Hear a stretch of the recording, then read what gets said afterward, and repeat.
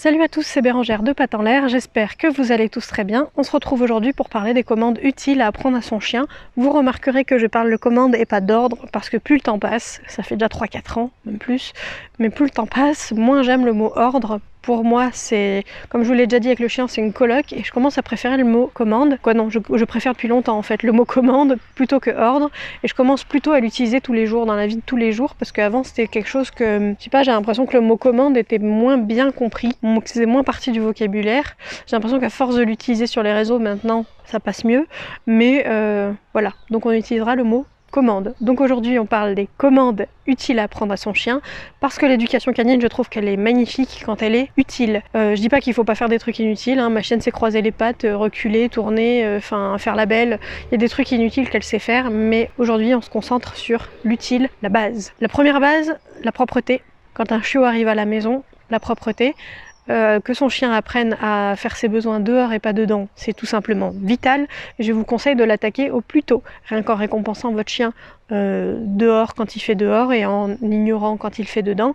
Je vous ai fait toute une vidéo sur la propreté, on vous la mettra directement dans la barre d'information. Ensuite, ne pas oublier aussi tout ce qui est socialisation, familiarisation aux humains. C'est pas une commande, mais c'est quelque chose de nécessaire dans le sens où si vous n'avez pas un chien habitué aux autres chiens, à l'environnement, aux humains, à tout ça, vous allez galérer toute la vie du chien si vous ne le prenez pas en main et en plus votre chien prendra des craintes qui seront beaucoup plus difficiles à enlever que si vous attaquez les choses dès le départ en l'habituant à tout.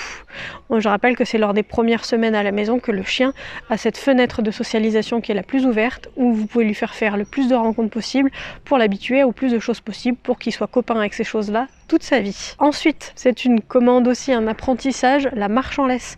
La marche en laisse parce que c'est vital, surtout si vous habitez en ville, mais même si vous habitez à la campagne, vous allez certainement devoir emmener votre chien un jour ou l'autre au vétérinaire.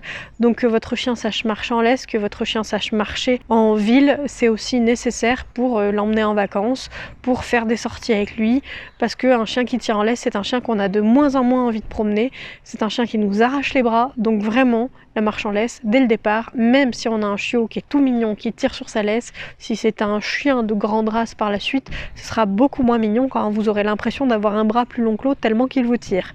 Donc vraiment, la marche en laisse, c'est à prendre en compte et on lui apprend. Ensuite, le rappel. Le rappel, c'est vraiment là aussi essentiel.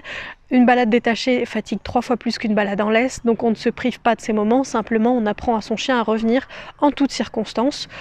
C'est le bonheur d'avoir une balade détachée avec son chien et de ne pas se soucier de si il reviendra ou pas, d'avoir un chien qui se concentre, qui se retourne de temps en temps voir où nous sommes, c'est tout simplement un vrai bonheur. Pour ces deux thématiques de la marche en laisse et du rappel, il y a des formations pattes en l'air qui existent et jusqu'au 20 décembre, j'espère que vous regarderez cette vidéo avant le 20 décembre, il y a un code promo de 30% avec le code MERCI30, je vous mettrai tout dans la barre d'information, mais si vous voulez perfectionner ces deux commandes-là, les apprendre, les perfectionner, les retravailler, n'hésitez pas, c'est des cours qui chacun contiennent plus d'une vingtaine de cours sur ces thématiques, donc marche en laisse et rappel. Voilà, c'est dit, c'est fait. Ensuite, la gestion des émotions, là aussi c'est pas une commande, on va pas dire gère tes émotions et ce sera fait, pas du tout, mais lui apprendre à ne pas être trop heureux, trop énervé, trop machin, juste il a le droit d'avoir ses moments speed, ses moments contents, ses moments câlins, mais juste faut qu'il puisse gérer ça à l'intérieur et qu'il puisse revenir à un état normal quand même assez rapidement,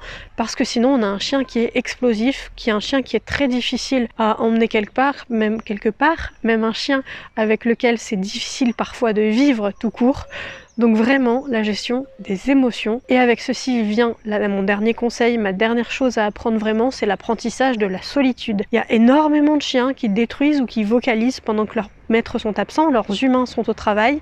Donc vraiment on apprend dès le départ à son chien à pouvoir rester tout seul pour ne pas avoir de soucis, parce qu'il n'y a rien de pire que de partir en sachant que son chien peut faire des désagréments ou aboyer et ensuite d'avoir des soucis de voisinage qui en découlent. Ce serait vraiment dommage que vous ayez à subir ça. Donc vraiment, dès le départ, on apprend à son chien à savoir rester seul, même si au départ ce ne sont que quelques minutes. Et bien après, on augmentera ce temps pour au final arriver à quelques heures, pour arriver à comme une journée de travail. Si vous avez des journées de travail trop longues, je vous rappelle qu'il y a des services de pet sitting qui existent.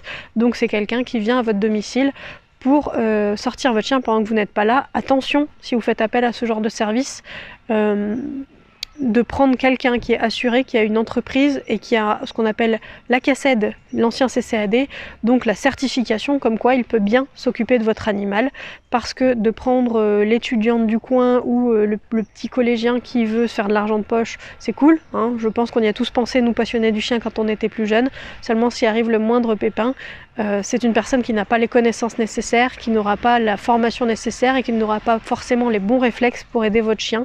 Il peut se passer n'importe quoi, donc confiez vos chiens à des professionnels. C'est mon conseil qui n'était pas prévu du jour.